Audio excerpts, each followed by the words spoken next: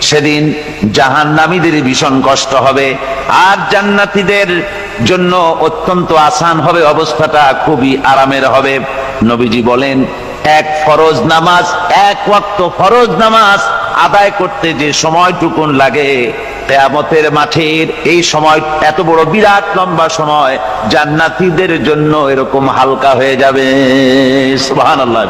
হযরত আবু সাঈদ খুদরী রাদিয়াল্লাহু তাআলা আনহু হাদিস কেন বর্ণনা করেছেন, এক ওয়াক্ত নামাজ, একটা ফরজ নামাজ পড়তে যতটুকুন সময় লাগে, এতটুকুন সময়ের ভেতরে জান্নাতীদের কারবার শেষ হয়ে যাবে। সুবহানাল্লাহ বিহামদি। আর ওদের কারবার তো শেষই হবে না। وَيَوْمَ تَشَقَّقُ السَّمَاءُ بِالْغَمَامِ وَنُزِّلَ الْمَلَائِكَةُ تَنزِيلًا। ওরা ফেরেশতা দেখতে চায়। সেদিন আসমান সমূহ